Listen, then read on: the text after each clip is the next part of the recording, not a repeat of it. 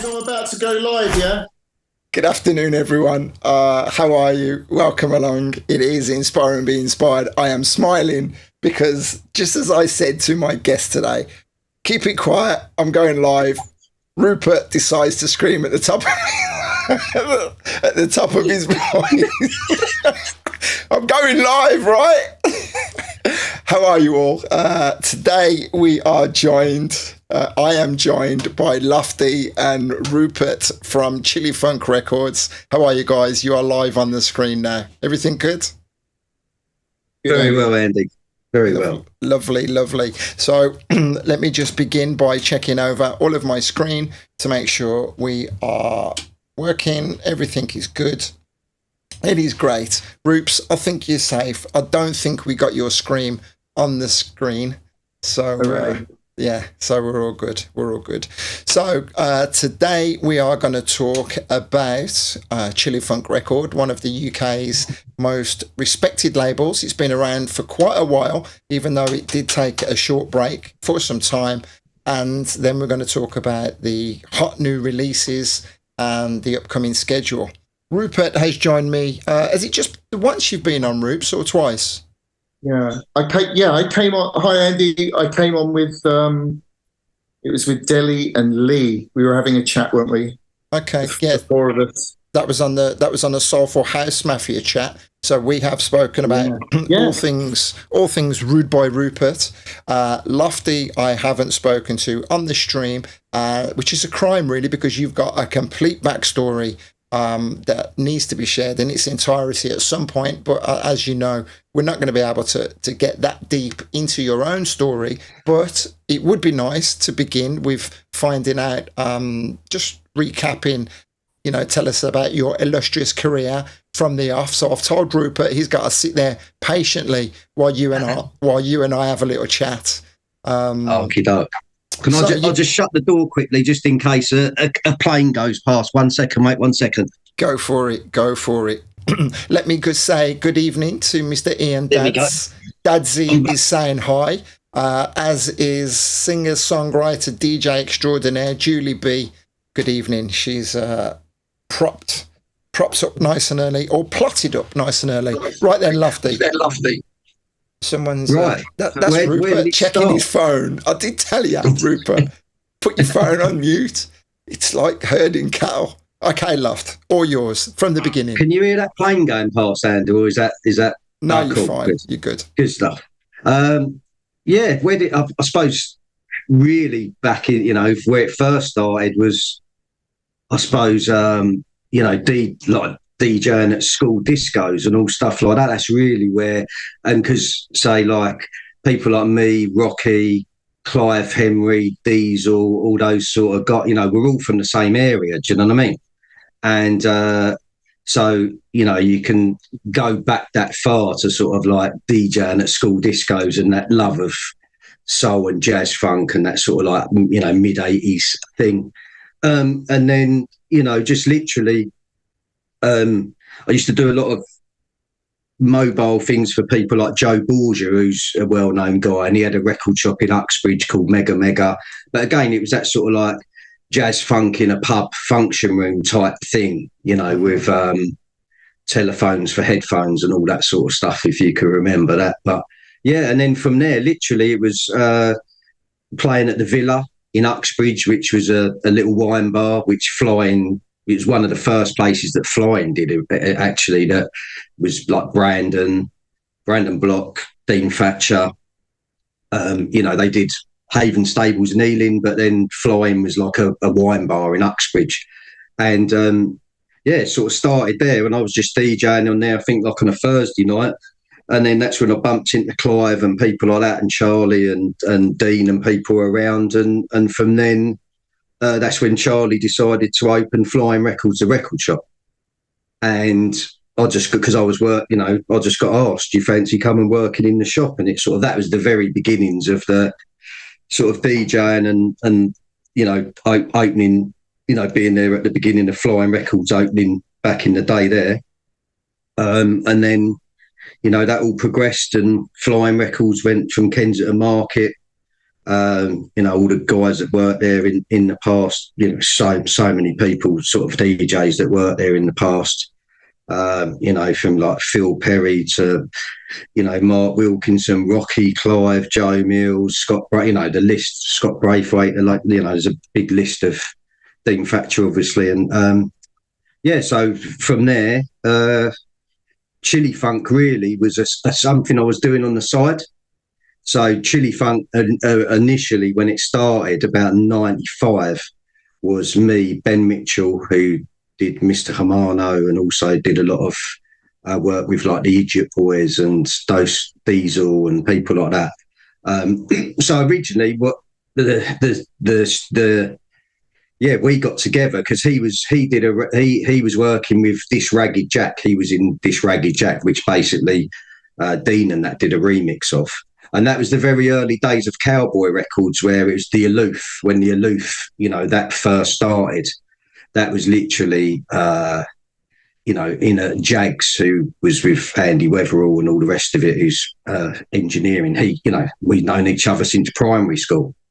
So he had a setup in his garage out the back of the off licence in Uxbridge. And I remember, and that's where pretty much the first Aloof record was done, Never Get Out of the Boat. We sat there doing, sampling off videotapes around Dean's flat, and then went over to Jags' studio and they sort of put it all together while I was lying on the floor, relaxing, shall we say, just putting things together.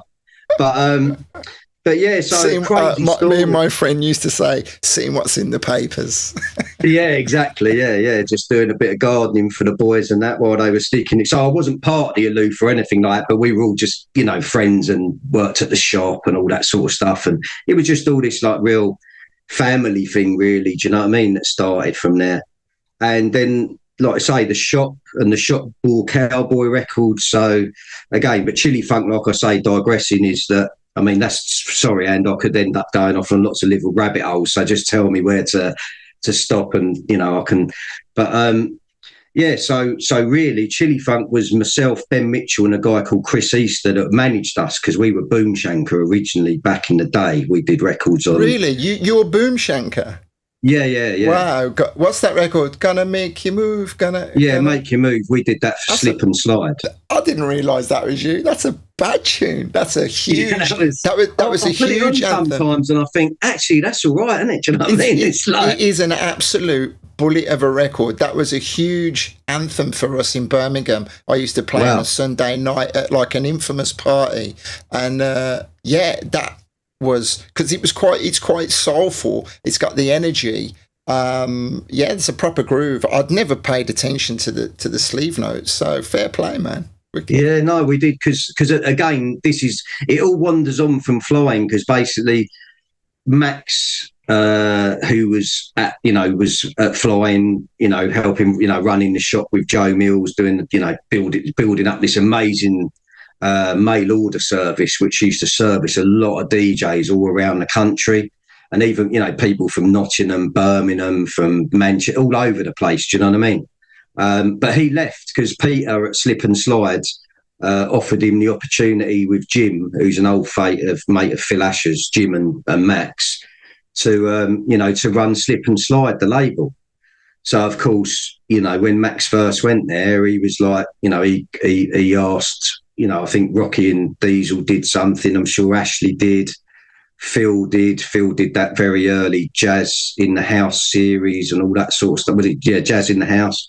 Going back to those days, and originally, like I say, we were doing Boom Shanker together, me and Ben, and then we did, it was one of the shop's labels was called Explicit Vinyl, because we started doing labels at the time as well, like through at the Flying Records. So we did Explicit Vinyl, and we licensed a few bits from, Leslie Joy, What Is Happiness, from Crash Records in Canada, and we did a few bits and pieces like that. And then we started.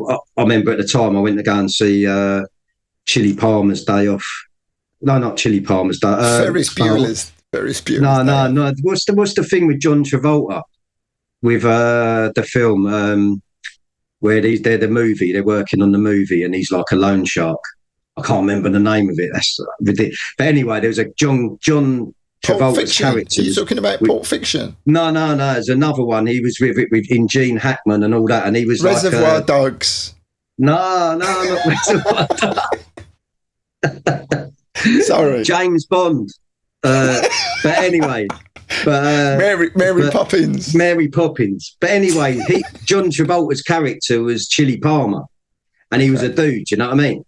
He was like throwing, and when we were in the studio, we were making this record, just like sampling up bits and pieces. And we had a mate who was Jeff the Funk Walker, who was like a bass player. And we had this little group of musicians that were like friends of Neil Cowley. That was the first time Neil Cowley played. So he went on to do Adele and, all that sort of stuff, and done 07 and Brand New Heavies and all that. But Neil was, he's a mate of ours from Hayes. Do you know what I mean? So that like I say, that early Chillifunk thing, the first thing we did was the Chillifunk EP, which came out on explicit vinyl.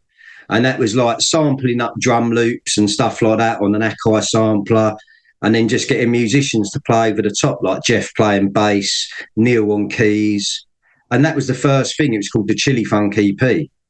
Which we're going to put out on the label. We're going to bring that out, and that was it. The first two things were like, so was more of a name of an art, more of a name of a project than a label.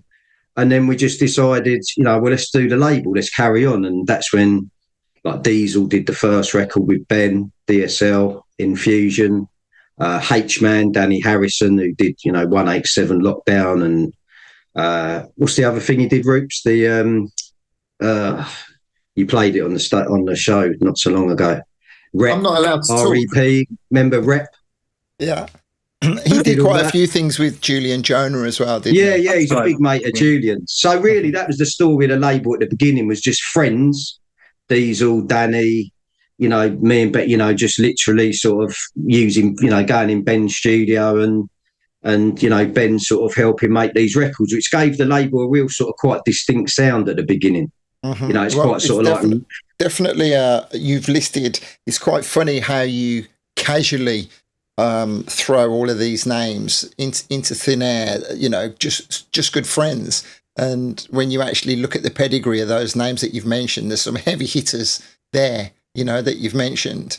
So I'll just say, Pugwash, big up, he says, get Shorty. Shorty, exactly, that's it. Yeah. Wicked. Okay, so we're in no rush at all. We can talk for as long as we need to. There is a long history of the label, but I would also like to tie you guys together, because your relationships would have gone back to this time. Rupert in 95, 96, 97 was heavily involved in Garage City. Tell me about your memories of your relationships with Lofty back then, Rupes. Oh, right. Well, I actually met Lofty a lot earlier than 95. I think 93. And whatever year India River Ocean came out, that because Lofty gave me that record, he had a lot of records. Lofty, he had access to a lot of the Strictly Rhythms, and DJs used to hook each other up back then with vinyl.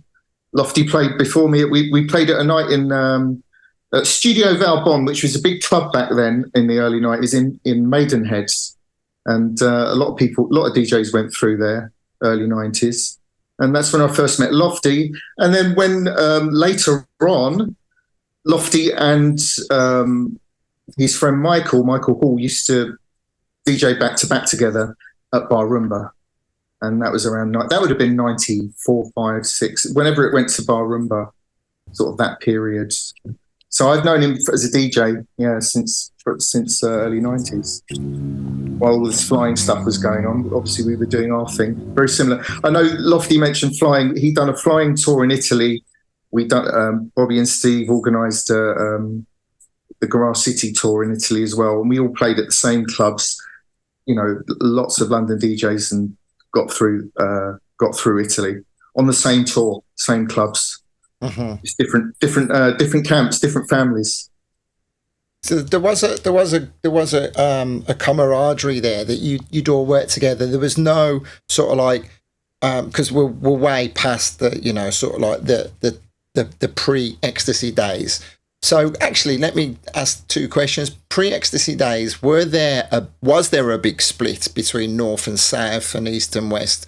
And then obviously post, you know, acid house, everyone came together. Was there a big difference? Lofty, maybe you can answer that, because, well, actually, you're both footballing dudes. It's a coincidence I've got my football top on tonight.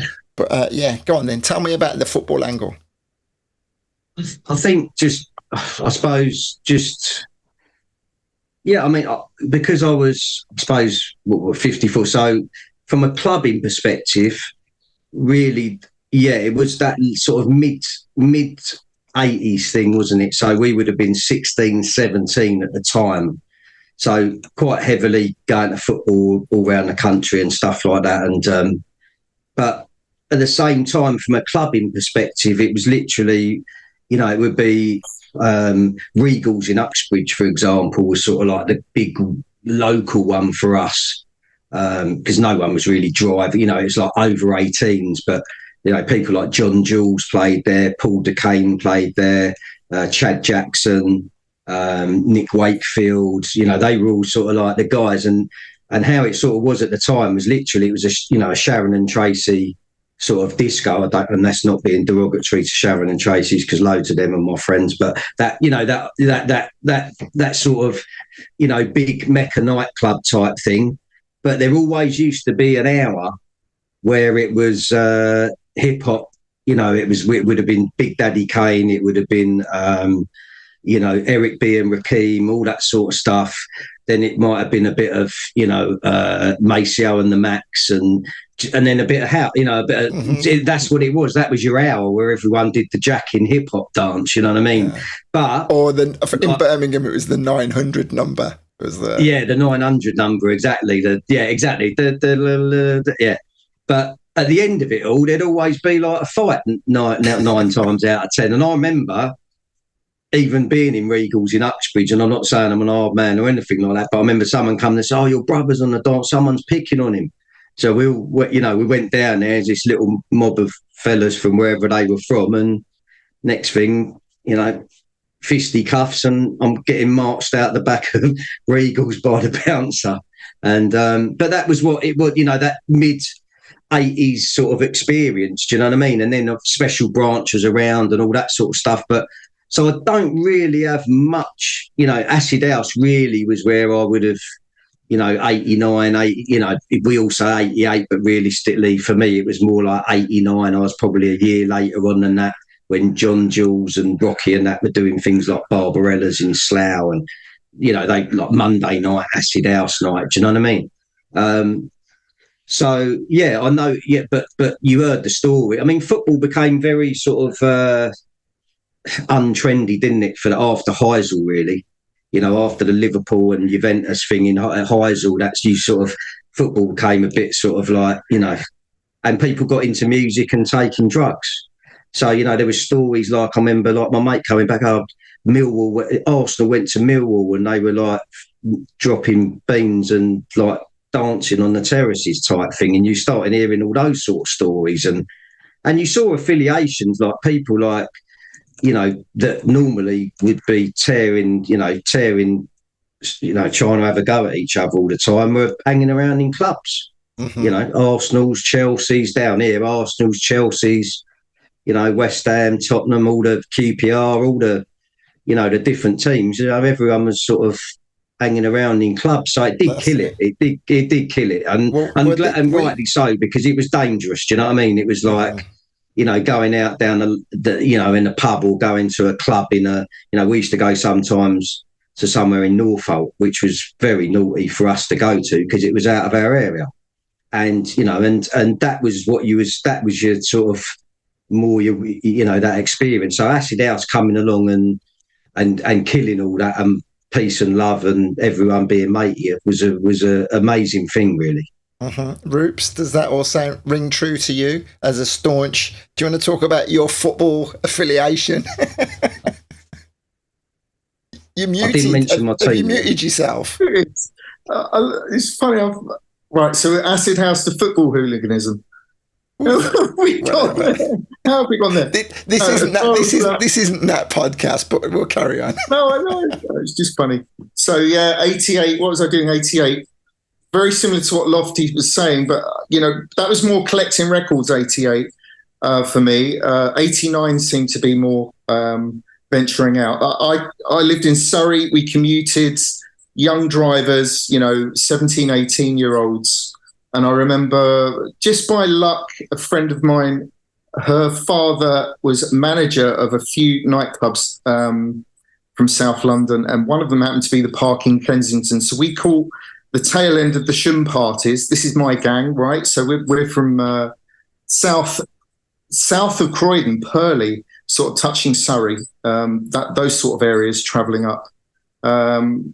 So yeah, we were a bit younger than Lofty as well. So we're about 2 years apart, aren't we, Lofty? Yeah, 69 I was. So yeah, a year, not as bad, but yeah, no. Yeah. So yeah, club experiences, Special Branch, definitely went to Special Branch, and Shum, but not as often until 90. Then we started going to Astoria, Busby's, like Friday, Saturdays. Then Legends, we found Legends as well. This is all pre-DJing clubs. So yeah, we used to go out quite regular by then, 1991. Okay, I just wanted to have a little bit of a reminisce about that, because I know you would have both been in the thick of it. And as I say, it's a topic that we could. Will you put me on mute, Rupert? Stop trying to listen. Why am I slapping back? That's you, Rupert. Blame me for everything. Yeah. Okay. So let's get into this. So Lofty, I'm sure you don't mind us taking a 5-minute step aside just to catch up on things like that. So then, Ian Dads is saying Rupert should not be talking about football. I'm guessing there's a little bit of footballing rivalry there, but we'll leave it at that. If you want to read the comments on your phone, Rupert, you can actually mute it or just turn your phone down, and you can still read the comments. I'm not touching my phone. Well, why am I hearing myself every now and again talking? It doesn't matter. It's probably Lofty. You're probably getting into trouble for Lofties. I'm not doing anything. All right. Wait, can you see comments on the screen, Andy? Can you? On the YouTube channel, you can, but I'll read them out. There's a few coming every now and again. And then Pogwashi is drawing reference to how racist Purley was in the 80s. Okay, so let's get back to the topic at hand, Chillifunk Records. Early successes, was it pretty much a whirlwind of success? Because you would have been, quite well hooked up in the industry. Were you getting a lot of press? First question, you getting a lot of good press? I think it became in two phases, really. Like I say, the first phase of me, Ben and Chris literally sort of, financing everything out of our pocket and, and all that, and Ben having the studio, it was all very self-sufficient, do you know what I mean? And at the time, I think we were distributed, I can't remember exactly who was the distributor at the time. I apologise if anyone's watching from there, but I was very conscious of we could only sort of do so much in a way, do you know what I mean? It was like, because I was working at the shop, and also then when we did the label stuff, it was like having to, they were very sort of quite separate things, do you know what I mean? And then I know then the shop got taken over by PWL when Pete Waterman started buying up all the independent record shops. So he bought like Eastern Bloc in Manchester, Flying, he bought Tracks in Newcastle, he bought a shop in Nottingham, one in Leeds. I can't remember the names off the top of my head, but he put together like a little chain of independent record shops.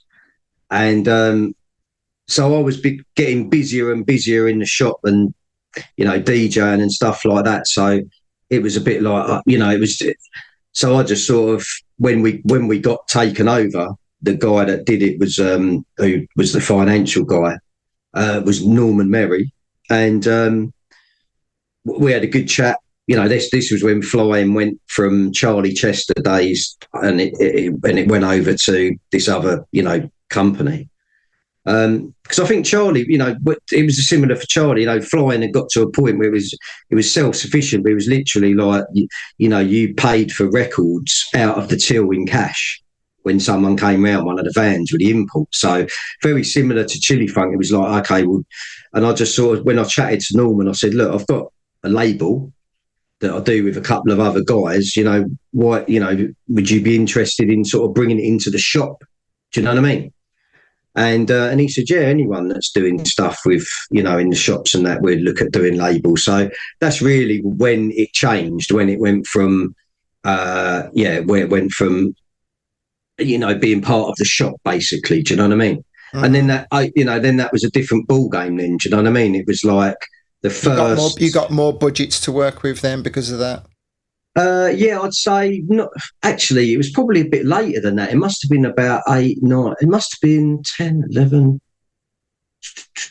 Yeah, no, it must have been around. It must have been after about 6 or 7 releases, because the first ones was like DSL, and then Bob, myself, and Ben did the East West Connection. The More I Get, the More I Want cover version with Eugene Hideaway Bridges, and that was probably. Diesel's record was really well received in Fusion, like people loved that. That was, and the H-Man, Fiesta de Fracas, which is a sort of re-edit of name forgets me, but we had I think with those first couple of records, we sort of got quite a funky, rough sort of sound. So it was soulful, but it wasn't like garagey. Do you know what I mean? It wasn't like sort of, it had sort of its own little stamp on it. Do you know what I mean? Mm-hmm. And like I say, then Bob came along with the East West Connection. So I think the more I get, the more I want, because it was a vocal and it was a song. That could have gone either way. That could have been like, well, another cover version, or why do you touch that sort of record? But that blew up in Ireland. Mm-hmm. That sort of became a really sort of big record in Cork and places like in Dublin. Literally we'd go and DJ over there and play it at the end of the night, and you turn it down and people would be singing it, and you'd be just like, this is nuts. Do you know what I mean? And those, and then like I say, so we got, and to be fair as well, I think Bob becoming more involved. Bob's got a huge what's the word? I'm not going to, not reputation, but he's a huge profile. Do you know what I mean? He's well loved across the world. Do you know what I mean? Like soul, jazz. He did a lot of house stuff, not houses in terms, but he used to warm up at like for Weatherall, and he'd go and play at Full Circle and traditional house events. But people love to book Bob because they like that music. Because of his history. So yeah. I have spoken at length to Bob, but for the benefit of keeping it contained in this conversation, give us your view, your perspective on how Bob got involved and why Bob got involved. Well, I think we did the East West Connection record, and me and Bob just got on as, I used to, we weren't great friends at the time. We knew each other through gigs and stuff, and he came in the shop and bought records and things like that. And so we just, I just said to him like, "Oh, do you fancy coming and doing this record and or doing a record?" And I'm pretty sure it was Bob that thought of The More I Get, the More I Want. I'm pretty sure it was his idea. And it just went from there. We got on really well. We started, we were hanging out, and we did. Yeah, and I think it was. Yeah, it was because Bob had been running his Black on Black label before then, and again, it was just it was. Yeah, I just thought it's just something that snowballed. Initially, we were just doing the East West Connection, me, him, and Ben together, and it just sort of went from there. And then Ben started doing more Mr. Hamano, and his studio built up, and he was doing more Idiot Boys and all those sorts of things. So, it's sort of a bit of a natural parting of the waves at that point, I suppose. And me and Bob went on to, do more stuff together. Like we did East West with Gary Plumley, who was Terry Callier's sax player, who again was, Bob's, a close friend of Bob's. and Phil Kelsey engineered that first record and had a lot to do with putting it together as well, programming and stuff like that. And then we did a couple more 12s, and then we just sort of did the album. But yeah, I suppose it was just we just got on and we clicked, and it just sort of snowballed from there, really, I suppose. Okay, well, Schoolie, Simon Phillips, aka Soulful Session, on his YouTube channel, he says, it's finally great to see the guys behind one of my favourite labels. I used to love when I'd open the mailer and see the orange sleeve. I knew I was in for some goodness. Schoolie, of course, working side by side with me on Choice in Birmingham. So we're talking about 97, 98.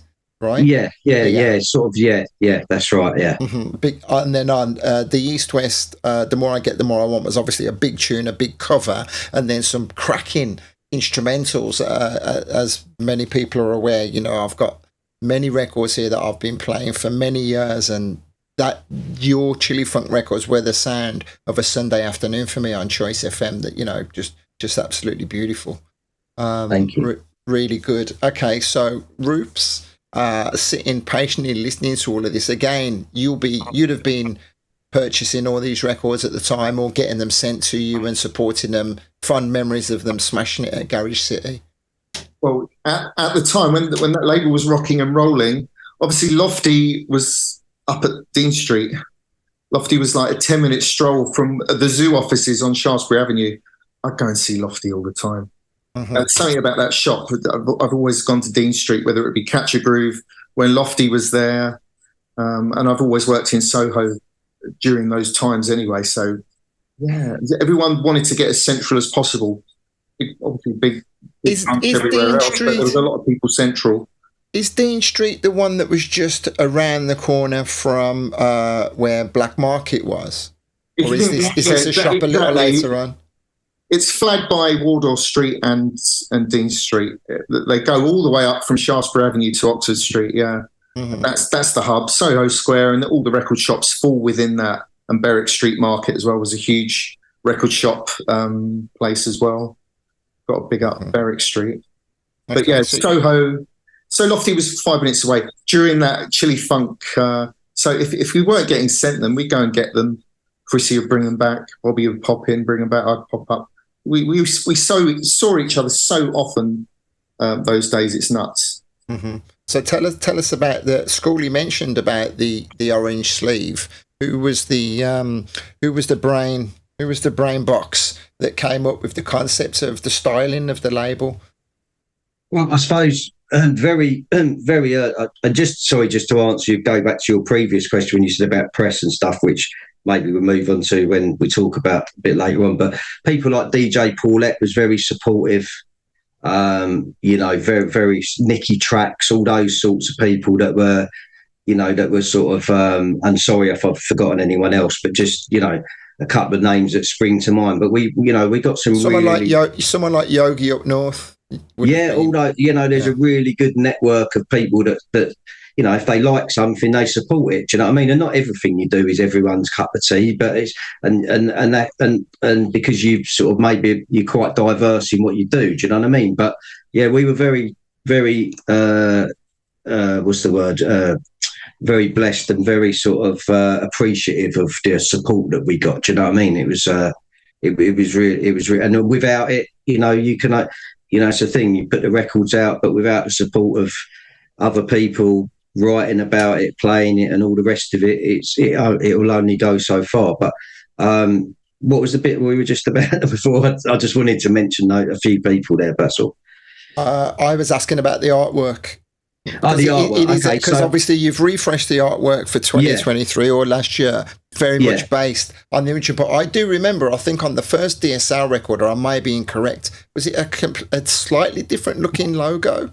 Yeah, I mean, so what happened was the guy that who designed the first logo, he was a boyfriend, or I can't remember his name, but he was a Joe Mills who worked in the shop. It was her, the fella she was seeing at the time, and he did that Flames logo, which was like purple and orange, quite sort of rough and ready. But it was a real you know, it's the Flames one you're talking about, which is the first one with the orange and, like I say, the orange and purple.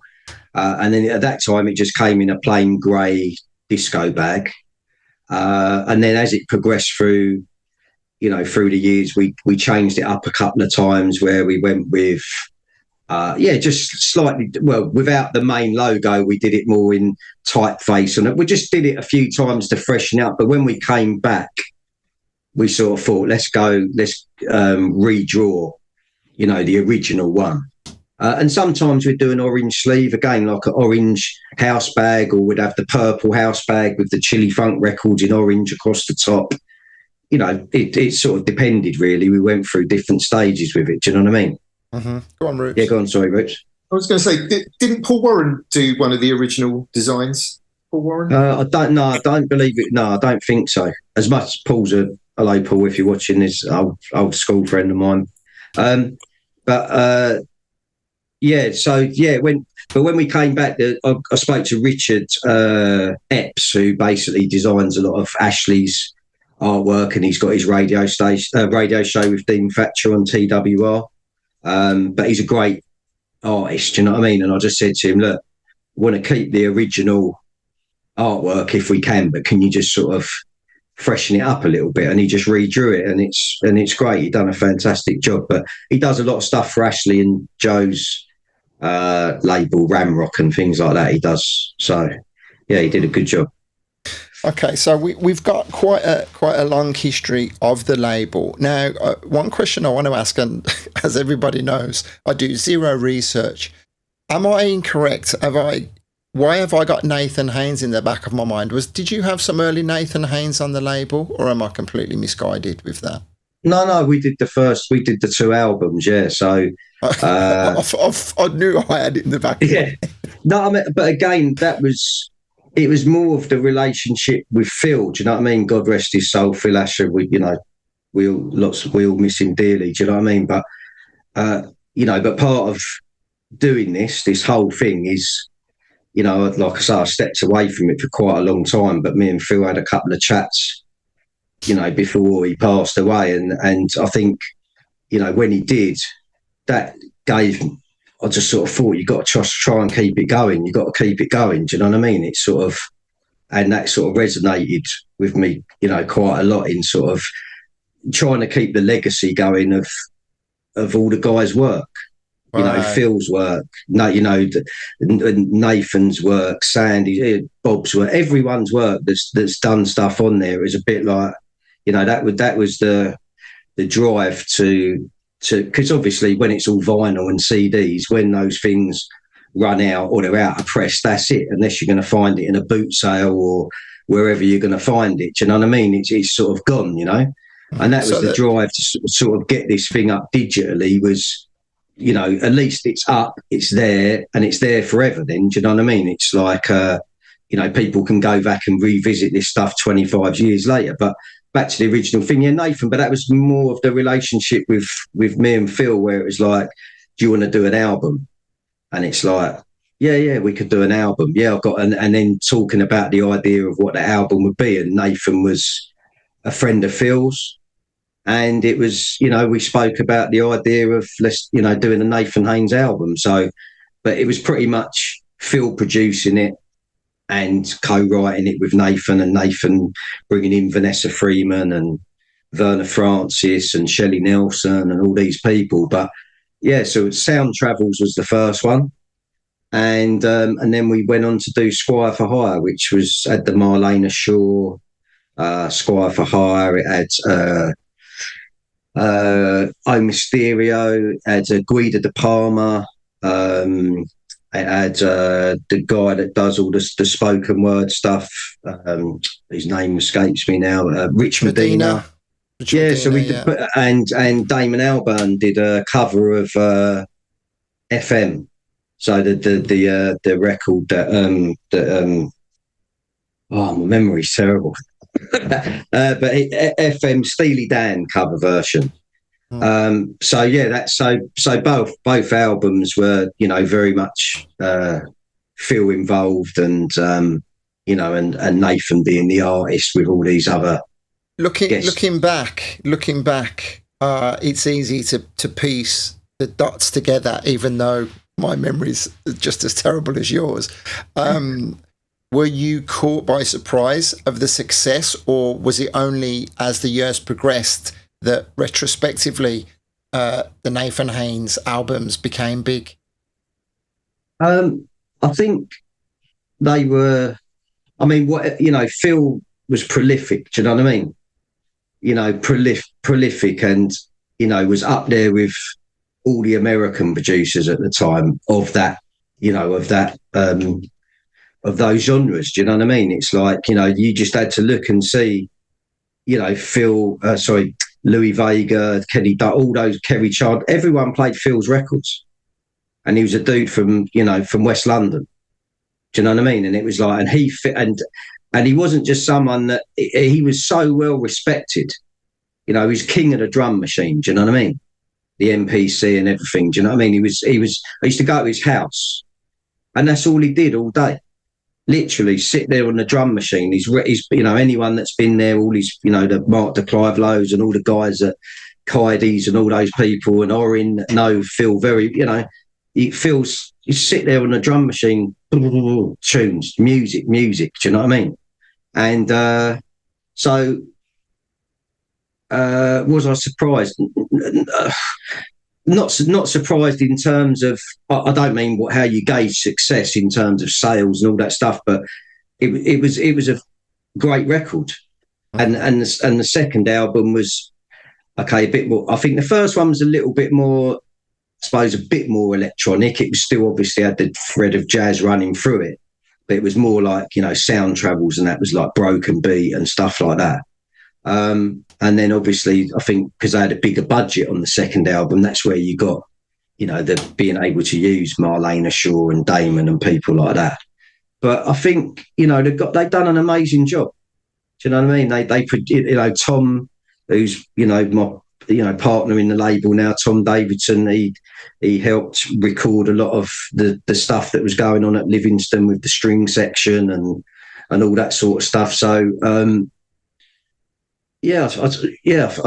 amazing. It's a shame we haven't got those albums anymore, but contractually they run out of term. But the really good thing is that Papa Records or I can't remember if it's Real People Music or one of that Ollie Lazarus's labels.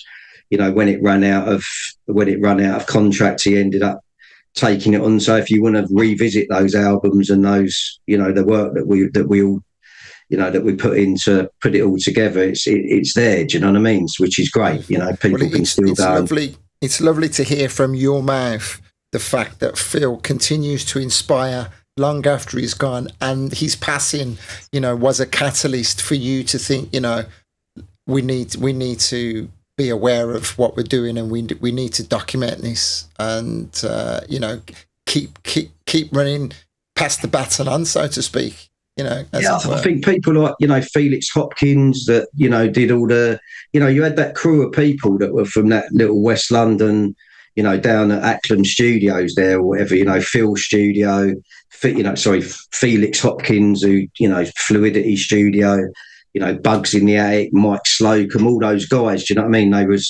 That was a real hotbed of production, and in its very early days. Do you know what I mean? Kaidi and Phil and all those guys, that Orin and everyone. Do you know what I mean? IG, Culture, all those people. It was an amazing thing, and I still see Mike. Mike's a cab driver as well. Do you know what I mean? Mike Slocum from People and Goya that distributed all that stuff back in the day. Do you know what I mean? And we talk about and I keep saying to him, like you got to get some of this stuff going, and I think slowly but surely he's coming round to it. Do you know what I mean? Uh-huh. Well, that's definitely a conversation that I want to have with some of those guys at some point, because it's a scene that I really missed out on the back end of the beginning, the early 2000s. We were just getting ready to relocate, and as the broken beat scene exploded, and the whole co-op parties and things like that, there's a whole part of that scene that I really want to document on my own channel. And Pugwash says flash forever, always leaves a lump in the throat when we think about good old Phil. Okay, well, thanks for clearing that up for me with the whole Nathan Haynes thing. So this will take us back in the 90s into the early 2000s.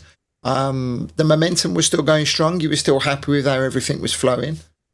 Yeah, I mean, we did a bit of a Motowny sort of idea where what we did was the people that were on Phil's, that were on the Nathan albums, the vocalists, for example, like Verna Francis, who did Sunshine and she did Earth is the Place. Vanessa Freeman, who, was on The Way, and Vanessa Freeman, who was on Impossible, I think it was Impossible Beauty, which is a stunning record off that first album. What we did was went back to Phil and said, okay, well, why don't we get some of the people off the album and do albums with them as artists? You know what I mean? So Vanessa, we did, that was the idea of Vanessa Freeman's Shades album. And Verna Francis done a really, Felix Hopkins and Scotty Bayliss and those guys, they co-wrote and produced Verna's album, Down to Earth, which we are going to be re-releasing hopefully next year with some new mixes, because we had like Frank Roger did some mixes before, and Phil did mixes and stuff. But again, her album was more jazzy than Vanessa's. Vanessa's was more, I suppose, sort of like had an edge to it, but more soul based. And I think Verna's was more jazz. And then we just kept doing that would have been around the 2000s. East West Connection, we did another album, Nothing Can Hold Us Back, where we again through Bob's connection, we did a co-write with Terry Callier called Tomorrow in Your Eyes. And we signed lots of one-off records from people in America like Dennis Ferrer, UC Heights, that was one, and working with other UK people like Ghetto. So there's so many people, but it was a bit like this sort of family. There was we had some Japanese guys. We had Werner who was from Germany, and said it was European. It was a bit of American, a lot of London. Do you know what I mean? But it was a nice mix of music, still with 12-inch records for DJs, whether they were Latin-y, whether they were housey, whether they were, whatever they were. Black music across the board is, what we would sort of encompass. Do you know what I mean? Black to Basics, all these sorts of things. Mm. And then we had the albums in between, so we were sort of building it up with.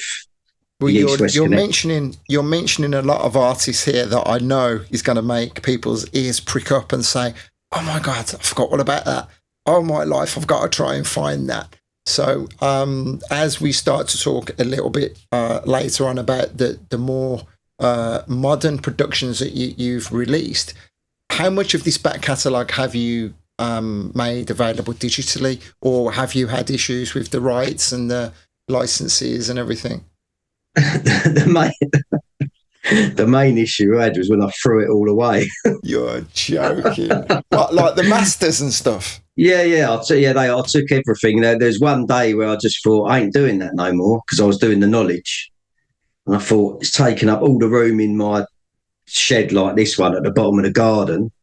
And I just thought, I was coaching kids football. My kids were sort of like very young. I'd got into coaching football and doing the knowledge and all this sort of stuff, and I was mentoring. I just went into a completely different world, and music. I just wasn't. And I just looked around and I thought, right, I need to. And I took speakers, NS10 speakers. There was like that machine. There was everything, because at the time it wasn't worth anything. Remember, like all that. If I'd have kept NS10s, they're probably worth a fortune now. Or some of the kit, but at the time you couldn't give it away. Do you know what I mean? Because everyone had gone digital, everything was on a laptop, so all this like analog gear was sort of like anyway. So yeah, we had mate, it makes me cry. Tapes, ADAT tapes full of percussion takes, saxophone takes, horn takes, all the live musicians that we, you know, all took down Harefield dump. I can't believe that. Yeah. So when did you have the realization of what a twat you'd been? Probably about 4 years ago. Oh my God! Wow. And you know, and then this is coming up to the modern day thing of like, right, we got to get the band back together, and then thinking, right, where is everything? Jesus. And luckily, you know, I'd kept like an old record box that probably weren't in touch, you know, one of my old record boxes, and it was full of like CDRs and stuff. And then I found another like little plastic crate, again full of CDRs, but no DAT tapes at all. Apart from, and there's all the covers come off the CDs. I found about 6 or 7 DATs. That was about it. That was sort of. So you think out of a catalogue of about 80 or 90 records plus the album. So anyway, I had to basically go back through all these CDRs and put them all, you know, luckily, right, that mixes with that one, and managed to probably get about 70% of the catalogue back together, and then spent about a year getting it remastered by a friend of ours, Werner, who did the No Tension stuff with us before, Werner Niedermeyer. So he does mastering. So between him and Tom and some, you know, I can't even remember the name of the place down in Park Royal, but we managed to get quite a bit of it back together. Not all of it, but and rights wise, yeah, the Nathan stuff we haven't got anymore. So that again, that's with Papa Records and Ollie and that. So if you need to go and check that out, it's still available to go and get. You've caused a bit of a furore in the chat. We've got Tommy who's watching in Iceland. He says, "Oh my God, I've told you, Rupert, mute that bloody phone or I'm going to kick you off."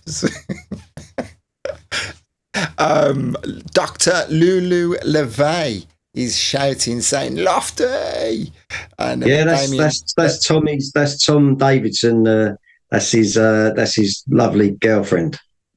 And Lulu LeVay, you remember Lulu from back in the day, doing all the press stuff and bits and pieces. She was So that's funny that bumped in. You know, obviously she works at the college where Tom works at, the music production place. So they're together. So yeah, hi Lulu. I hope all is well. And no, Florida's or America's not too hot or whatever. Damien in Cardiff says he feels sick and Schoolie is wiping his brow. It's funny, actually, we were having a conversation earlier and I was mentioning about one of my friends. We used to talk about, let's see what's in the papers, when you were mentioning yourself, Lofty, about being somewhat horizontal. But that's another conversation. So we're getting a few jumping on and commenting, so that's great. So just to recap, excuse my ignorance, are these remastered tracks now available yet, or is there a plan? If you go, I mean, not we'd sort of we got to with the new stuff that we were doing, we were like and obviously going back to everyone and sort of that we could get hold of and say, right, we're going to do this again. Are you cool with it? Do you know what I mean? And, you know, Diesel and everyone's been really, supportive, let's do it. You know, Vanessa Freeman, sorry, not Vanessa Freeman, Verna Francis, the Vanessa Freeman one we've left alone, to be fair, because she's on a bit of a different trajectory at the moment. She's doing a lot of new stuff with Kyoto Jazz Massive and with Mike Pat and all that. So, you know, I sort of reached out to her, but she's very busy at the moment doing her other stuff. And we were very conscious of thinking, don't really want to just put that out. Obviously, it's Phil and it's her as well. Don't just want to do that because it could, just a respectful thing. Do you know what I mean? So the Vanessa Freeman is not available. The Nathan Haynes is available for other things. And we're just, slowly but surely getting the back catalogue up. But if you go onto, Tracksource and Bandcamp and all those sorts of places, it's going up slowly but surely. We're getting there. Do you know what I mean? Hopefully by middle of next year, everything will be up. But we're just working on some compilations at the moment as well, because obviously with this digital world, it's very different to what we used to before. And, trying to, people buying one-off downloads and DJ downloads and stuff, it's quite minimal. It's a minimal reach of getting to people. So putting together some of these compilations with 10 tracks mixed together, it gives us another little way that people that might not buy, like DJ downloads, I might go and get that album because there's 10 tracks, it's 50 minutes or 45 minutes, stick it on in the car, stick it on in the kitchen, whatever it is. So, that's going to be another way that we can sort of get to people. But if you, like I say, it's on Spotify, apparently. It's on all the big sort of DMSs. So Chillifunk's got its own independent Bandcamp page. That's right, yeah. Okay, and it's with 2 L's. It's not 1 L, right? Chillifunk. CHILLIFUNK. Yeah. Wicked. Okay, so you mentioned then about when you chucked all of the kit away because you were busy doing the knowledge. So that'll bring yourself and Rupert even closer together, going back 30 years, 40 years. Now both taxi drivers in London. So maybe we should hear from Rupert about how he got involved in all of this then. All right, I'm unmuted. You can hear me, yeah? No. Not yet. So I've been very good. I've been contacting Tom, so we might get another person in soon. Okay, all good. No, I wasn't playing with my phone, so I think you're digging me out. So I see Lofty regular. I mean, from 2009, was it Lofty?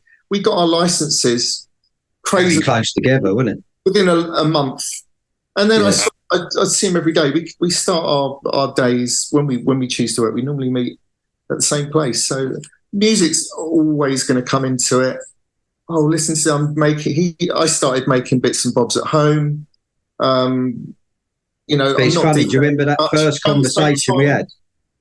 Say again, Loft. Do you remember the first few times when we met at the airport and we'd sort of go, this was probably 4 or 5 years ago? Not when we first met, but when we first started chatting about music, and it was like, oh, should we just get the laptop and sit in the back of the cab? And do you remember all them sort of chats, Yeah. Topic of conversation, and then I'd finished some bits, but Lofty was collecting music. Lofty was still DJing. I do the odd thing, and then gradually less. Lofty done a lot more soul gigs, didn't you, with Dean?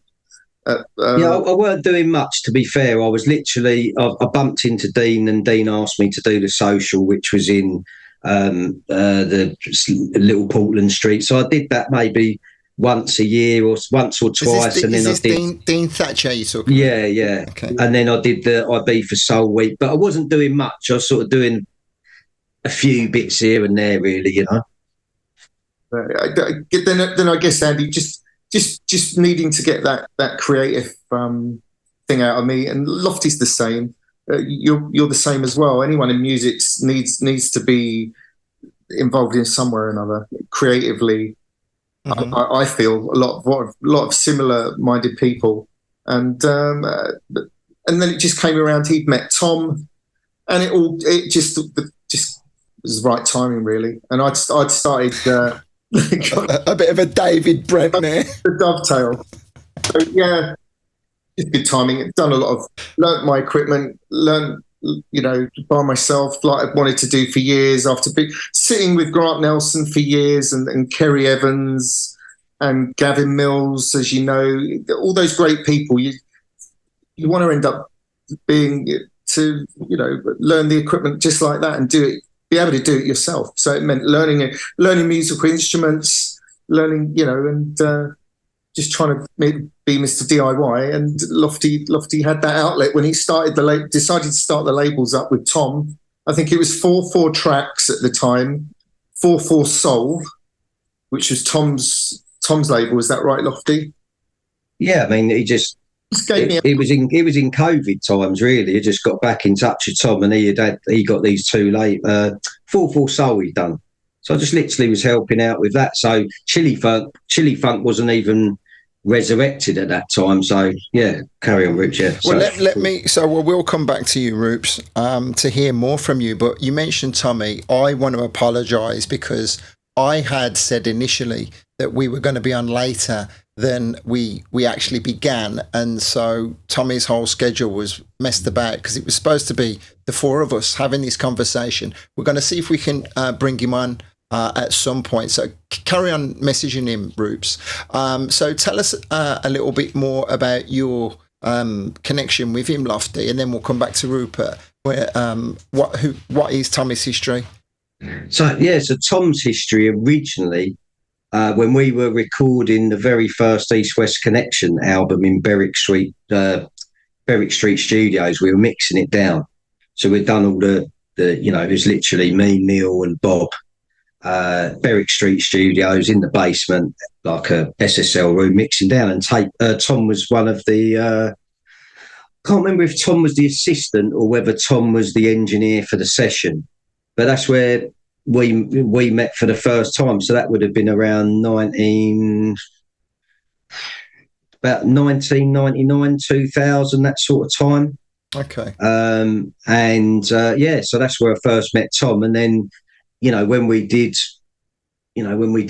further studio bits and pieces, Tom used to engineer sometimes, and he had a studio over in Old Street, which just down Pearson Street there, with his dad, because Tom's dad's a really great guitar player, and he's got a long history of playing with lots of people. So they had the studio there. So we used to go and do sessions at Tom's. So we did East West Connection there. Me and Bob did down. I think Bob did the interns tracks down there with Snowboy, and recorded all like Neil Angilli and all those great musicians down there. So Tom was a guy that he recorded he helped do Nathan's string sections and all that stuff in Livingston. So Tom was always connected, mix, so to speak. Yeah, but he did Real People. He started Real People with Ollie Lazarus, so they were the original two. And so because Ollie worked at Flying originally, and then he went off to run his label, Papa Records. And funny enough, Nathan, I think, did the first record on that, and Tom and Ollie were sort of partners in the production. And then I think they did the first album together, the Real People album. So yeah, we were sort of connected like that, really. Do you know what I mean? And then just got back in touch with Tom because, like I say, I hadn't had nothing to do. Well, done a few gigs here and there, but I wasn't even. I thought about doing the label again a few times, but it was like I say, running football teams for my kids and all stuff like that. It was just trying to get it in the mix it weren't really happening. And, I spoke to Bob about it a few times. But then lockdown gave us the opportunity because it was like we weren't working, and sort of touch base again with different people. And I just, my stepson, he was just making some beats on his computer, and he's into like hip hop and sort of, all that sort of stuff. And I remember speaking to Rupert as well at the beginning, going, "Oh, he's making some beats. They're really good." That's what made me start thinking, when I was listening to Jaden. So I just thought, I picked up the phone, rang Tom, had his number. Didn't know if it was even still going to be his number. Do you know what I mean? And just had a chat with Tom like I did with Rupert, and both of them very kindly offered to help Jaden out with some tips and some bits and pieces on production. And and that's when I got, and then Tom, just having more conversations. Tom was like, "I've got this label, 44 Soul. We've done a couple of records, Casa Devi, Can you help? Do you fancy helping me out, sort of getting a bit of the back end stuff sorted out?" Do you know what I mean? And and it just sort of went from there, really just sort of, and then getting back into this world that's so different to what I'm used to in terms of, the record business. Do you know what I mean? Mm-hmm. So yeah, that's the sort of history with Tom. And then, and obviously then we were doing productions together. We did, when we got Chillifunk relaunched sort of thing, that's when we, it's like, well, Tom's got the studio, and it was just a natural thing for us to sort of start working together on tracks and mixes and putting projects together. And we asked Bob to get involved as well, like right at the beginning of getting it all launched, because it would have been great to get Bob back involved in the studio. And but I have to respect Bob in terms of it wasn't something that that he was looking to do, but it's like I say, the door was always open for him. It wasn't a case of me and Tom are doing this stuff. It was like, like we're saying, it would have been great to have Bob involved. You did actually reach out for him. Oh, of course, yeah. We even came down to the studio and listened to a few things, and he was like, she's, and he was sort of Let me just see. Sorry to cut you off, because I can see that Tommy's trying to get on now. Tommy D, artist name, right? So just bear with me a sec. You can carry on talking. Talk amongst yourselves. Let me change to this screen here. I'm going to bring him. I need to invite him into the Zoom.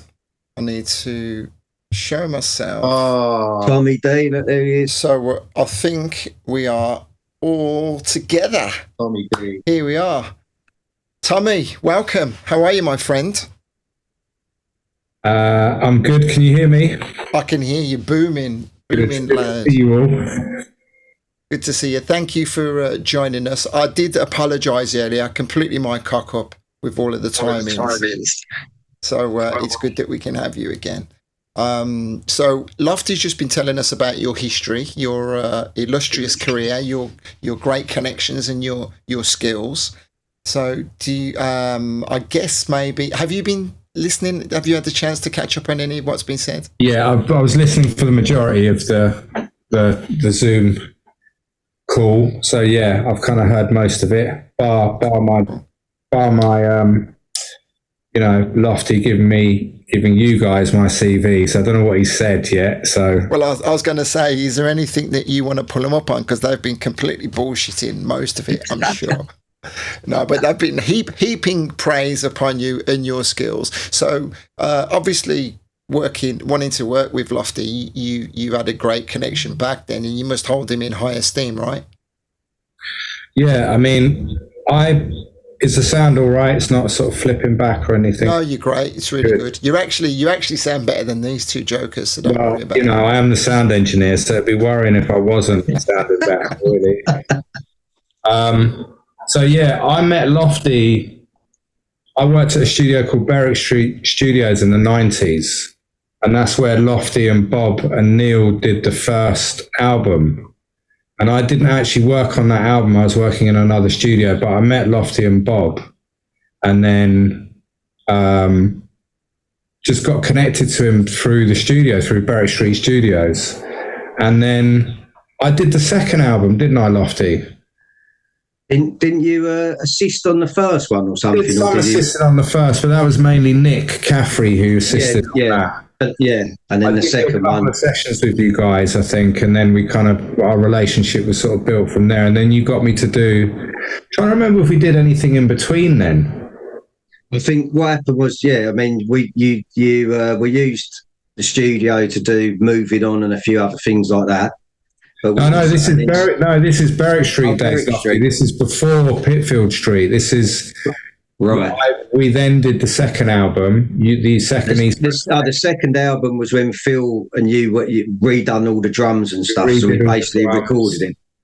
And the second East West Connection album is the MPC drum programming, isn't it? Which is what Phil and you did. Yeah. And we did it at a small studio. Did all the programming and everything at a small studio, and then we mixed it down at Innovations in Highbury.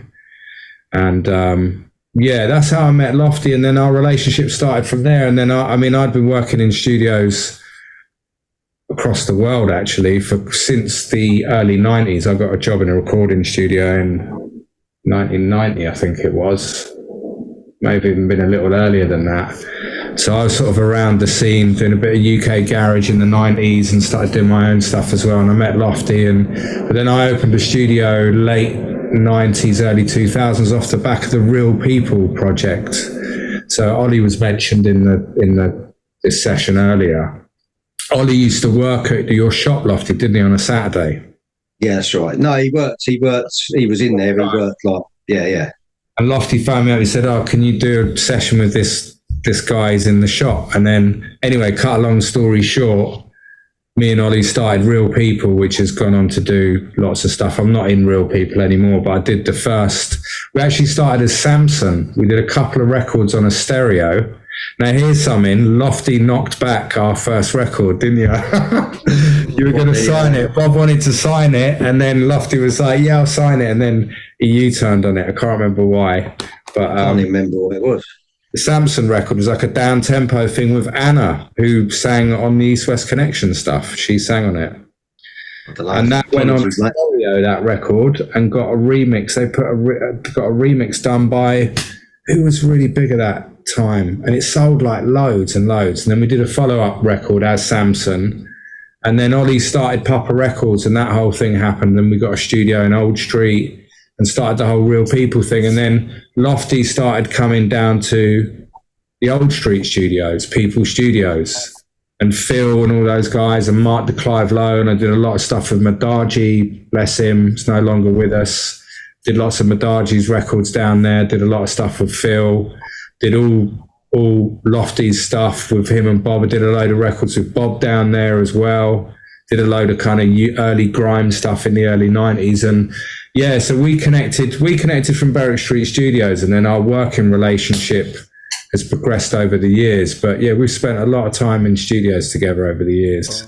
That's lovely. Well, just in listening to you, I think we definitely have to have a conversation for the nerds. I mean that ever so kindly, because I'm sure you've got so much expertise and knowledge that you can impart, because I'd love to ask you about your opinions on the differences in the sounds over the decades, but that's a different conversation for a different time. So hold that thought in the back of your mind, because I know a lot of people would like to hear that.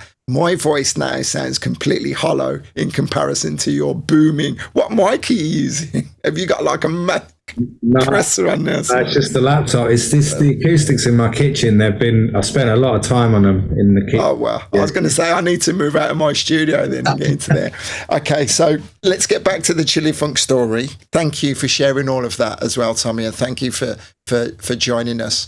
So when you would have contacted Lofty in COVID times, you had your own label, and it was a case of, this is what we're going to do, and then it just all grew organically, I feel. Yeah Absolutely. I mean, me and Lofty reconnected. We were always in touch over the years, but as Lofty was saying earlier, he went off and went on a different path after stopping the shop and moving away from music for a bit. And I've always engineered, I've always had studios.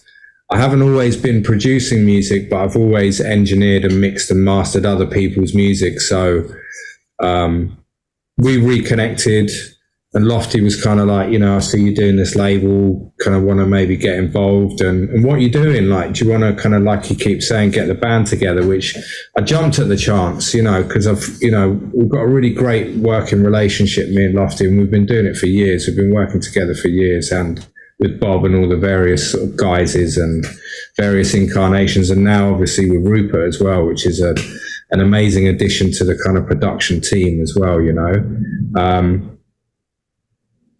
So I've lost my thread. What were we talking about? We were just asking about the how it grew organically. You mentioned Rupert. Sorry. I'm gonna come back to Rupert actually, because he's been sitting patiently, and because I've spoken at length to Rupert for so long, I was focusing on talking to Lofty. But I will go back to Rupert. Out of all of you, Rupes, would you say that are you more in touch with the pushing, the promoting of the label? Are you more vocal in the modern age, or does that go to someone else? Well, obviously,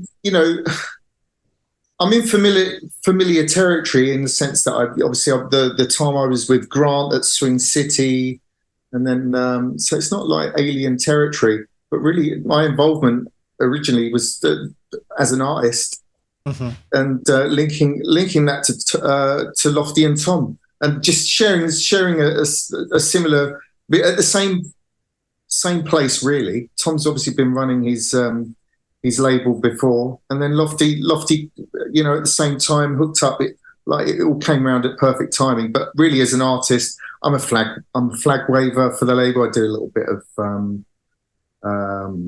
social media. We all do, though. We're in the studio with each other a lot, and that just seems to have been a common thing right from the beginning. Okay, so as an artist, tell me about your the inspiration or the motivation, what you're hoping to achieve, because surely the good thing is you're not doing this to feed yourself. So does that give you a freedom of creativity? Exactly, and just not being stuck in a genre. When I was DJing, obviously, you know, Garage City, Soul Heaven.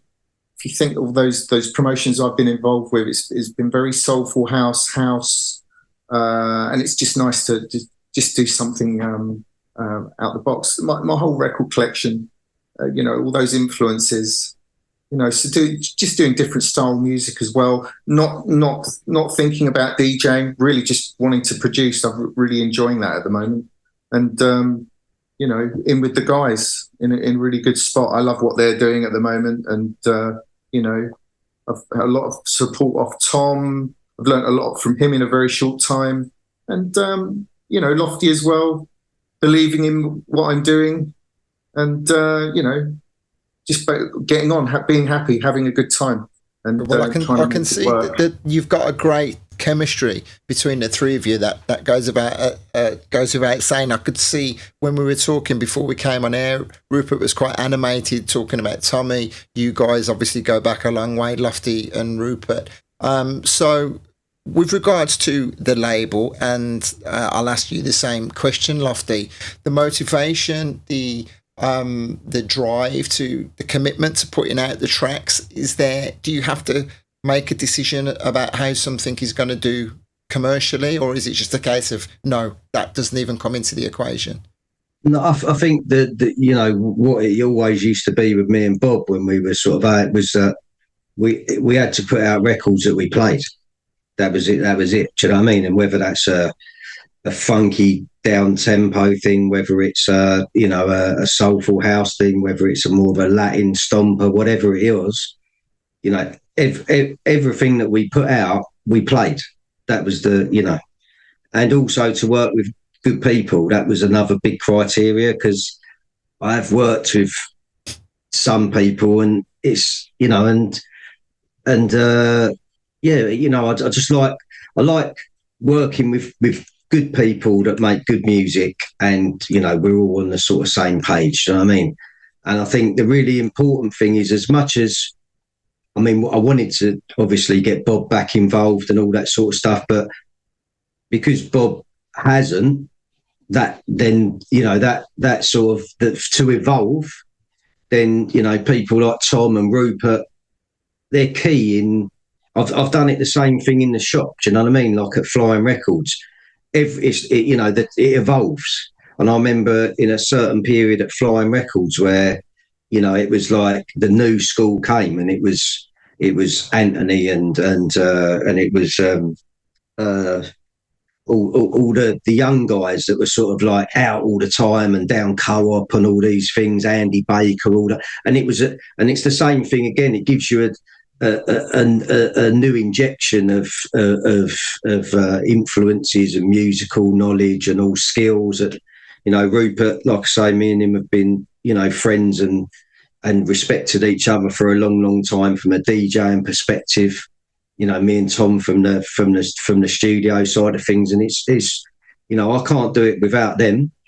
Do you know what I mean? And it's always been the same with music that I've made. I'm just a DJ producer that goes, yeah, I like that. I'm not technical. I can in the mix and all stuff like that in terms of what I like to hear, but I need other guys that have got the other skill set to put that into place. So it's always been a team thing. It's always been East-West connection and all those things. It's always been about, well, he does this, I do this, and together it becomes this. So the drive for me is one, bringing the old music to a new audience. So all the work that was put in from, you know, from Bob and myself and Norman and, and all, you know, and trying to just forget so many names, but you know, all the work that everyone's put in, the artists, the blood, sweat and tears that people, you know, that to put that out and make sure that people can go and listen to a Verna Francis record, an East West Connection record, whatever it is, even though it's out of press and print and all that physical stuff. You know, we've got a good distributor behind us now. We've got Prime, Spencer and Russell and all the guys there, Spencer Broughton, who's a big face in the scene and has been since, you know, having those guys pushing your music as well. So again, we've got a good distributor on board. I've got good guys involved in, you know, in the team. The music we want to get out to an audience that hasn't heard it before, plus people that can go back and go, oh, I can't find that, or I got rid of my records, or, you know, I just, you know, I stream, or I do this and that. Just getting that up there so it can be documented effectively for, you know, it's got its place in history. Okay. And also the new, and very conscious of the new stuff, working with new people like Martha A.B., Sandy Mill coming back on the firm. We're working with this new girl called Evie. You know, we're working with, and the musicians we use, as well as Tom's dad. So it's a real mixture of, you know, seasoned pros along with fresh young people that if we can help them be heard alongside our back catalogue and bring the whole thing together, that's what's exciting for me. It's not about a business effectively. It's just about, can I chip in on that? Yeah. There was something you said, Andy, which is kind of the underlying thing. Everything Lofty said there is, you know, about the quality is the most important thing fundamentally, and working with the right people.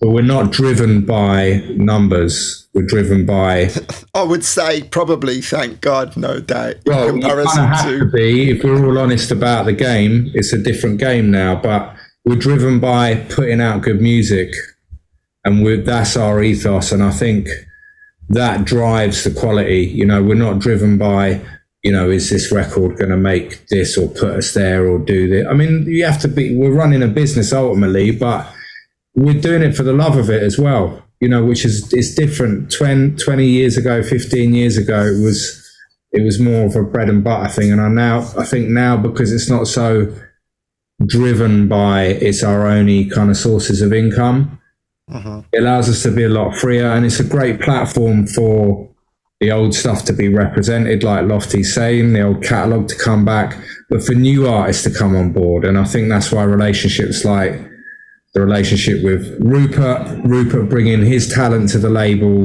the new artists coming through. It's a platform. It's a way to get good music out there and keep that going without it being dictated by the whole financial thing, you know?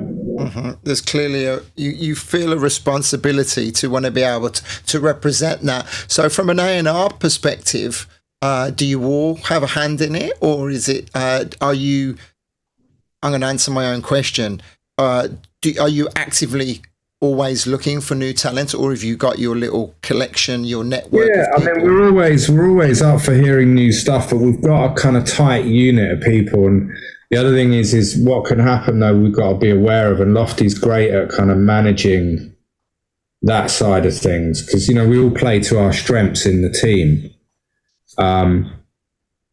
We've got to be careful not to take on too much, because we want to give our time and focus and energy to a signing and be, you know, it's not this for us. It's like take a few choice things that we can focus on and really support and work on in detail, as opposed to kind of trying to scoop everything up. We're just not that kind of label. I mean, I don't know what you think, Lofty. I think the key thing as well, Andy, is managing people's expectations, especially in the time that we're in.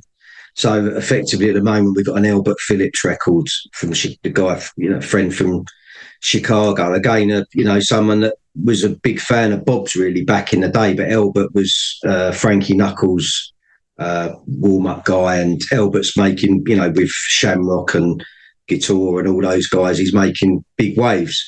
And he, you know, he really. Sorry to cut you off. Lulu said that she played the track in LA on Saturday, and it sounded awesome.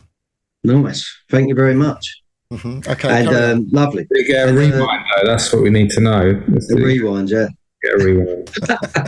spin back. But, carry on. No, lots of love, Lulu. Thank you very much. So, yeah, but it's a case of, you know, because there's a perception of what you are as a record label and what resources you have, and you know how, you know, we got nothing. Do you know what I mean? We have to be. It's like you run it out of your pocket now. It's literally, you know, if you wanted to run a label on downloads, forget it. Do you know what I mean? It's a labour of love, 100%. So when you do records with other people, it has to be right. And so the first question I would ask anyone would be, what's your expectations? What can we do that you can't do yourself? Do you know what I mean? Because we don't want to have them conversations 6 months down the line of, oh, I've only done 20 downloads, or I've only done this, or I've only done that, because it's just the way of the business. It's not what it was. Do you know what I mean? So if people you know, for Albert, it was like, well, what can we do for you that you can't do yourself? You're a well-connected guy. You know, you're in Chicago, you DJ all around the world. Do you know what I mean? And he just said, he goes, you know, it was one of my favourite labels, and I really just want to have a record out on your record label. It's as simple as that. And as long as you get it out to your crew of DJs and you try to do as best you can with what you've got, I'm happy with that. Great. Happy days. Because what we don't want to be trying to manage is someone that's thinking they're going to do this and this and this, and when it doesn't happen, be really disappointed and all that stuff. So, you know, we do the best that we can with the resources that we've got, with our network of people that have got little radio shows and other bigger whatever it is, and people that play records in clubs. And the nice thing is we've got new followers as well. We've got people like Damien Charles and, you know, some of Rupert's friends like Julian, and, you know, all these guys that have got radio shows that are sort of like you know, they're not necessarily, you know, they're fresher coming along, if that makes sense. So would you go as far as to call them the new tastemakers? Yeah, I suppose, you know, you've got a lot of guys, a lot of people like Ian Dadds and people that are really active in trying to push people's music. Do you know what I mean? Mm-hmm. These guys are, you know, they're really supportive of stuff. And we try to do that with our radio show. We try to support people like Rupert always pulls, you know, Tom, everyone. We always try to support, you know, people that we, you know, that maybe not be like the biggest hitters or whatever, but they're doing great music. Do you know what I mean? And supporting. What we do have though, as a label, the three of us, me, Rupert, and Lofty, is, you know, talking about the A&Ring of records and people wanting to sign to our label, is we've got huge production support and a wealth of knowledge that, you know, is 20, 25 years in the making for all three of us. So a lot of people kind of want to be on our label. We're not necessarily A&R and them. They're coming to us and saying, you know, or we're working with younger people who, you know, we can support on the production side of things. But it's a different world with artists. They've got to do a lot of the work themselves, whereas a label 15 years ago would go, you know, you just turn up and we'll tell you where to be and everything will happen. Doesn't work like that anymore. You know, artists have got to be out there promoting themselves, doing gigs, networking, being seen, you know, all that stuff that a label would have done 15 years ago.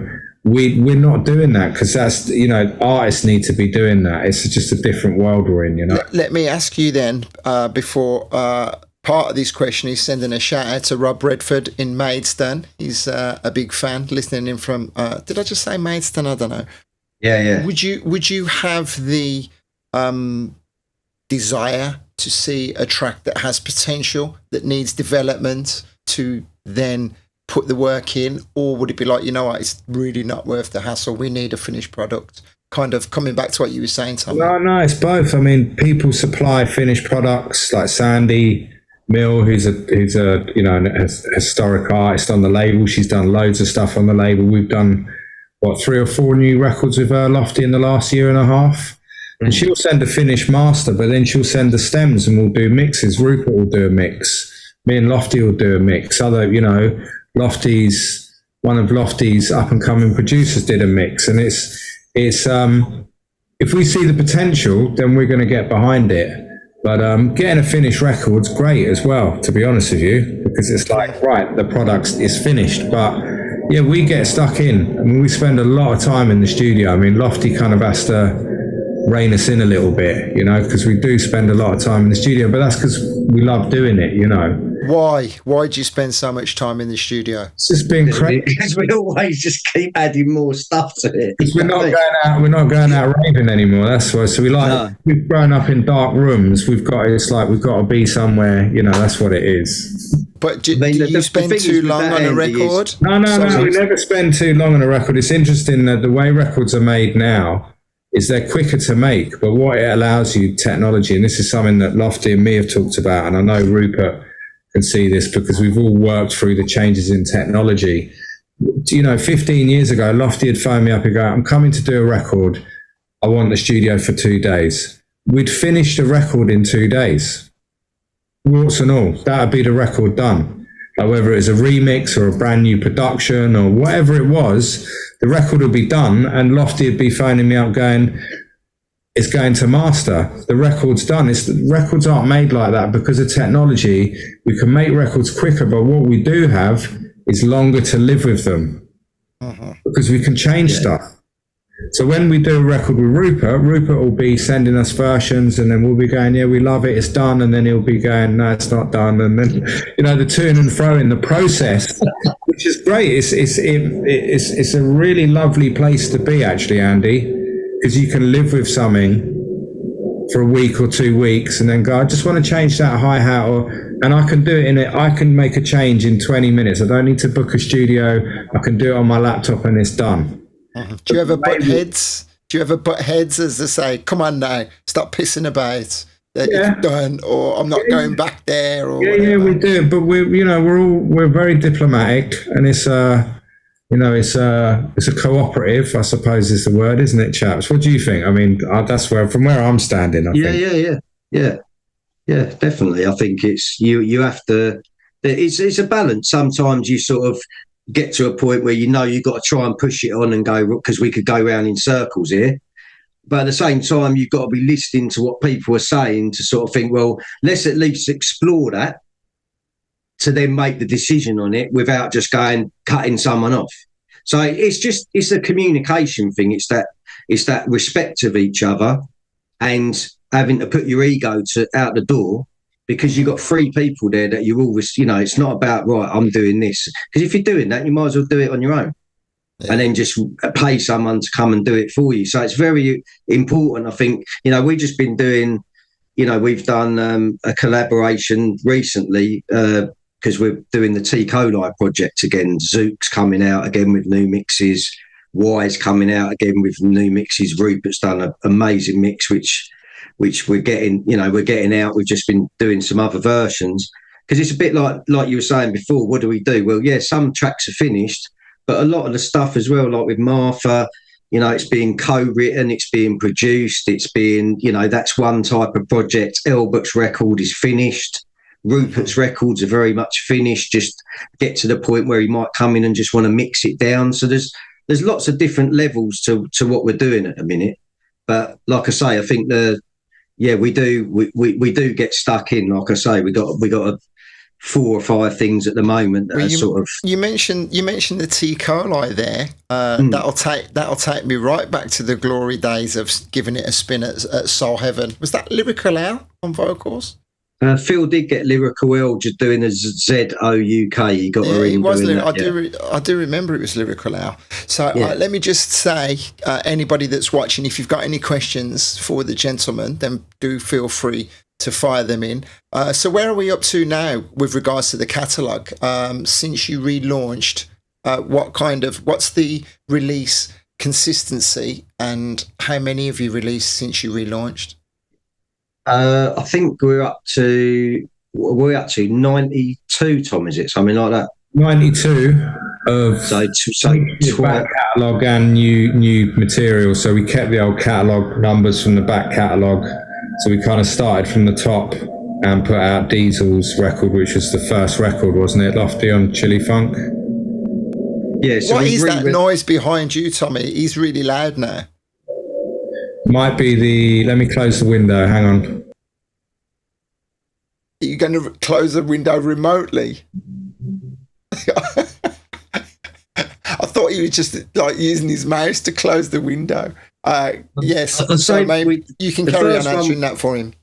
the first one we came back with was Once I've Been There, the cover version of the Norman Connors, which was an East-West connection, and that was the first sort of relaunched 12-inch record. And then, we've just interspersed that with some of the back catalogue, like the DSL and bits and pieces like that.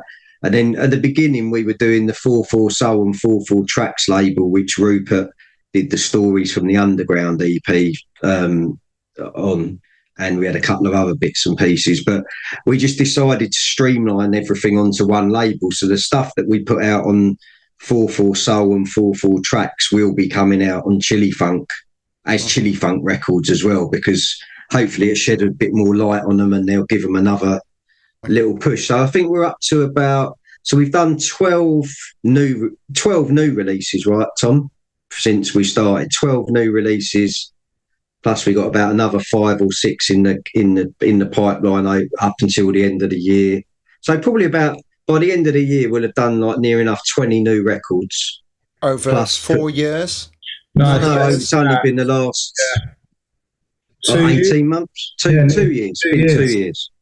Okay, so a record every month and a half. It started off quite slow. The first sort of task when we started was to get the existing catalogue sort of back up, the stuff that had already been released, and then you went through the bins. You went through Lofty's bins. Yeah, I was down the dump when I jumped in the big crusher and got it all out for him.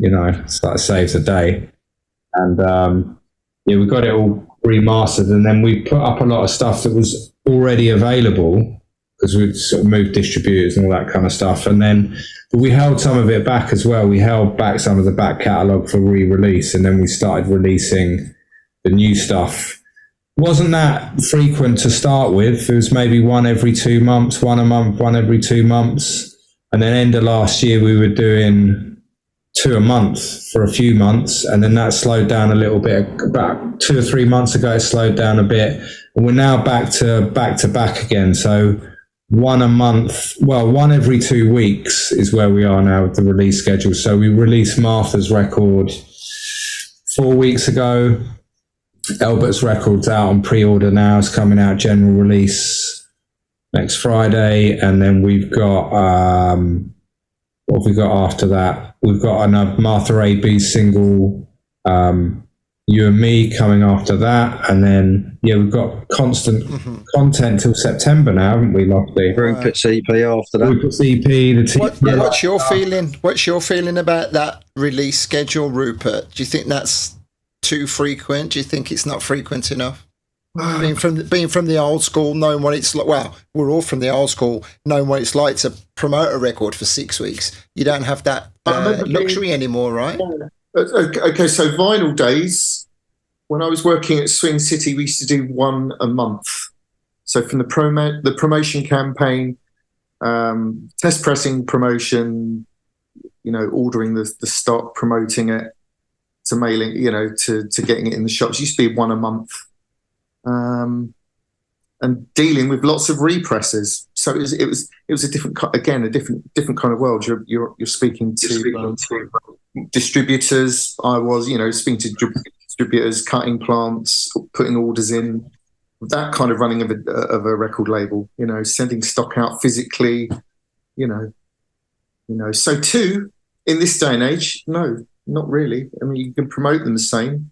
And I think it feels right from an outside looking in. Got to remember, I'm admiring all this going on as well as supporting it and doing my little thing. I think it looks good, especially when the style of records that are coming out as well. They all everything just seems right. So short answer, it looks all right. Merchandise and physical product going down the road of losing heaps of money by pressing up vinyl just to look cool. Is that on the cards? No, not at the moment. I mean, that's the thing. It's like it's really, like Rupert says, that's where we all come from. The working on a month, 1 a month, and all the pressing and all the physical stuff that you have to line all your ducks up with and all that. But that was was one of the things that we always really wanted to do, because sort of when we came back to it, one of the things was like some of it was available online, but I had to try and work out who was controlling it and where, all that sort of stuff. But yeah, we'd love to. I mean, we're with Prime at the moment. Prime are known for being one of the last bastions of vinyl distribution. So we'd love to. We've got the infrastructure there to do it, but like you have to take their. It's not my decision, because it's not. I'm not paying to press 500 records anymore. Do you know what I mean? It's like it's their decision, and and at the moment, we're not of that. We haven't. We can't sort of say to them we want to do it. They'll tell us when they think the time's right. So at the moment, it's a case of just building it up digitally. And yeah, we'd love to do it at some point if it's viable for the guys that are going to take it on. Do you know what I mean? Right. There is one bit of vinyl.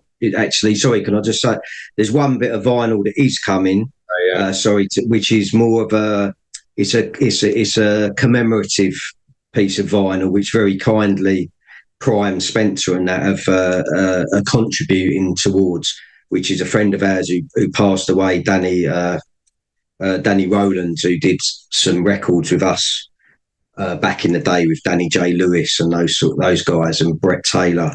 They did a couple of records on Explicit, which was a Shops label. And so when Danny passed, unfortunately, a couple of years ago, very sadly, he's done quite a few records. He did a record on Disco Cane, which was Fodis and Marsh's label, which is sort of quite, connected to that sort of Boys Own crew or whatever. Do you know what I mean?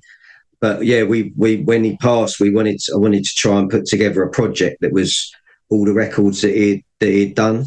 So it's taken us about 18 months to put that together, and Prime very kindly are going to press that on the vinyl, so that can be something that his friends and family and other people can support, and money will go to charity and all that sort of stuff. So wonderful. That there is going to be one bit of vinyl that we know of, which is going to be more probably October this year. Mm-hmm. Well, Tommy, let me ask you, with your history of for just one of your history working with the likes of Real People, do you ever get the itch to think, okay, let's develop a band and let's push it and start going out doing live gigs and doing tours? We want to do, one of our artists, Martha A.B., she's a sort of young soul jazz singer from London. She's got potential to be a live performer. She is a live performer, but the whole kind of structuring a band and getting that together is a lot of work, but it's something that me and Lofty have talked about and we'd love to do. But the amount of work we have to put in to kind of get that going, it's like chicken and egg. If we can put some records out of her and get some interest, then musicians will want to get involved, and then she can develop more of a repertoire and rehearse and get a band and a set together that we could then take to our contacts and get her gigging and hopefully get her on the festival circuit. So we would like to do something with Martha and get the whole band thing going, but it's really difficult to do in our current situation. So we'll see what happens moving forward. Martha's, we put one record out of Martha's, and that was a feature with L&T, which is me and Lofty. Her own singles coming out in a couple of releases after Albert, so that's her on her own, and that's all live, solely jazz kind of vibe with real drums, bass, keyboards, and guys like Neil Cowley and Les Davidson and Pravin Mookie and Greg Hoffman on bass, and the whole kind of live thing. So there's the potential to do it, but we're not sure when. But we would like to do it. Uh-huh. Wonderful. Well, between you all, you've got the connections. You've got the connect, as they say in Birmingham. So I'm sure you can. You'll be getting the support from everybody. It's been amazing listening to the story for the last hour and 45 minutes. I'm quite happy to sit here to continue chatting. Rupe's like, what, that long? Is there any other important bits that we've missed out on that we really need to get across, or do we just start talking about Lofty's love for darts. You know, as far as I was going to stick them all in the treble 20 before you come on, just to sort of. Go on, Roots. What you saying? Along with what Tom was saying, you know, myself, Tom, and Lofty, you know, we're doing the show. We're doing a monthly show on Release Radio. We really enjoy that. So we, you know, other than studio time together, we get together once a month and do that and play and support other people's records. We're doing myself and Lofty. We're going to be doing the Seed Library in Shoreditch in September. You know, we all love DJing together, and that Chillifunk Sessions thing is something, you know, along with what Tom was saying and the live thing. You've got the DJ aspect thing as well.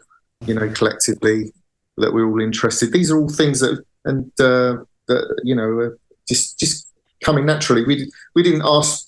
We didn't search out to do a radio show, but it came up in conversation.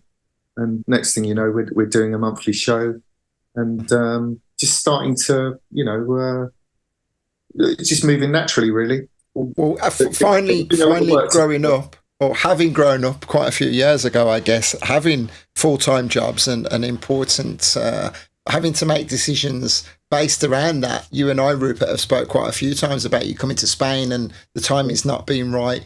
You know, I'd love to bring you guys over and do something in Spain, as if you can pry yourselves away from the black cabs one weekend. You know, sure, I could do that. No, I think just going on from what Rupert was saying, Tommy's got the brushes. He can bring. Have you got any painting that needs doing, Andy? You can come and do your. We can come and do your.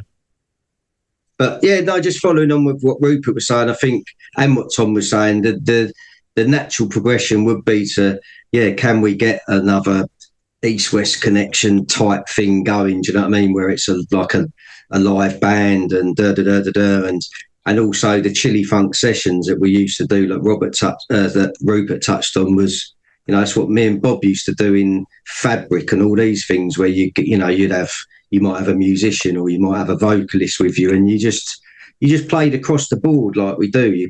Bit of soul, bit of house, bit of broken, bit of Afro, bit of this, bit of that, and that's what the radio show's like. Really, it's really cool to do that show, because you can take it all over the place, and it's not sort of like genre defined, and you know, there's a good energy to it. And like we say, we love playing people's records and supporting people, and you know, and just trying to move, you know, like move it on, shall we say? We're respectful of where we come from, but we want to move it on, and, you know, be there for new people and keep spreading the word for, you know, so it's a big family thing at the end of the day. Do you know what I mean?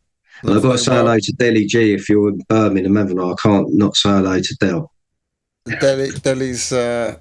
Deli will catch this, no doubt. A big, alongside many other people, a big part of the Chillifunk history, you know, representing in Bristol, sharing that sound. I mentioned about Vocal Booth Weekend. We've got Dr. Bob coming and spinning for us in September, but we'll definitely talk about you coming and joining us next year. We can make that happen without a shadow of a doubt. Playing some eclectic music around the poolside to people who really love it and let you do whatever you want. I think you could do worse, right? Yeah, we'd love to.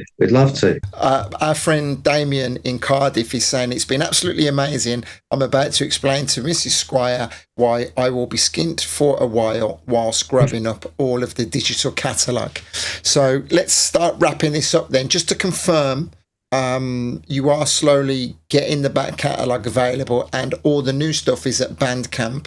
So Chillifunk Records on Bandcamp. You're also on the other digital platforms, but it's better if people get it from Bandcamp, because most of the money comes direct to you guys, right?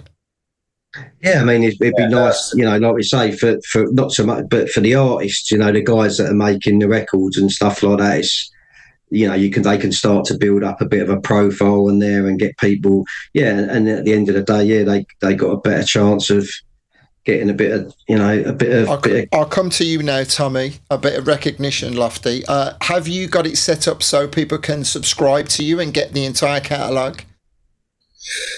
We've not done what as a one-off. What on Bandcamp? On Bandcamp, yeah. If you have that, so you may probably tell me what you already know. If people subscribe monthly, they have the ability to get some of your back catalogue. You don't have to give it them all. Yeah, it's a good option on there. Yeah, we're looking at sort of how we're going to structure Bandcamp. We've only really had control of Bandcamp back, me and Lofty controlling it since just after Christmas, because we moved distributors late last year, and our old distributor used to control Bandcamp for us or manage Bandcamp for us. So we're looking at options, but all the catalogs that's been released is on Bandcamp, and it's a good place to buy music because you own the music. You can download something tangible.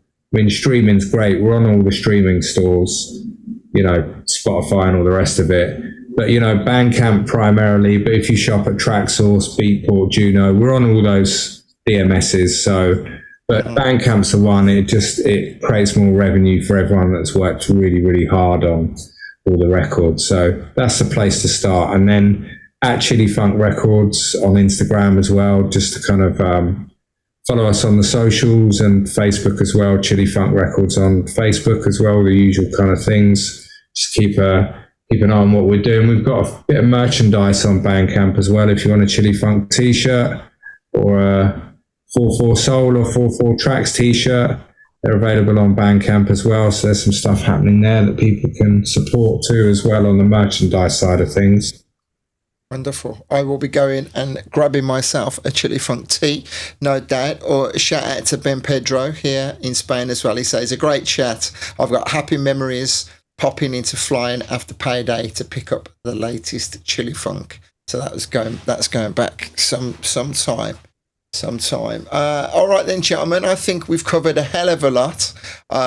Rupert, thank you for orchestrating this. Lofty, thank you for your wisdom and your words and the look into your history. And Tommy, it's been great meeting you and having a little chat with you. I am intrigued to talk to you more, so I will be in touch and we'll make that happen at some other point. Any final words, or are we done? I'll just thank you to everyone that supports the music, whether it's ours or whether it's whoever's it is. Do you know what I mean? It's like it's really important to just keep things moving on. Do you know what I mean? And I think and also, if you can buy stuff, it's even great. You think you're buying a download of someone's record for a couple of quid. You spend £4 on a cup of coffee or something. Do you know what I mean? It's like, and and it goes a long way to support those guys that are that are making the music. But we'd like to just thank everyone for being supportive, all the DJs that have played our stuff, all the guys like yourselves, radio shows, everyone that's supported us, and we'll keep on keeping on and trying to bring you the stuff as much as we can, and we appreciate everyone. Beautiful. Well, gentlemen, thank you very much for your time. I will leave you to the rest of your Monday evening. Thank you very much. Thank you. Later, guys. Thanks a lot. Take care. And there they go, the Three Musketeers. I've just given them that name. There you go, lads. You are the Three Musketeers. Wonderful. What pedigree amongst all of them. And what an interesting conversation. Thank you all for listening. Thank you all for your comments throughout. And I didn't say at the beginning, but thank you to everyone that comes back and checks out the recording. I am going to be taking a couple of weeks off from the live stream now. You can see here I've said subscribe to the channel. It really helps. The reason why it helps, if you click that subscribe button, it lets YouTube know that there are some people out there who enjoy the content. If you like the video, it will also let other people who have the same taste as you know that this video is available for them to watch. And slowly but surely, we reach more people. Like the guys, there is no other reason for me doing this other than just spreading the word of great music and great artists and sharing their wonderful histories. I thank everyone for all of their comments, good or bad. I got my first negative comment on one of the recent shows that I did last week, and it did make me laugh. So I welcome more comments, good or bad. Bring them on. Thank you. I got big shoulders. I'll handle it. Thank you to all the crew. Thank you, Dadzy. Thank you, Emily. I see you there, and the rest of the people coming back. I'll leave you to the rest of your evening, or whatever day of the week it is, whatever time of the day. I am out of here. Don't forget, guys, if you have recently subscribed, you'll see your name here in the list of subscribers.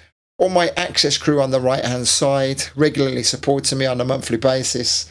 And if you need any graphics, websites, promo videos, then do get in touch. Throughout tonight's show, I have been advertising Access. I'll talk about that another time. See you later. Be good now.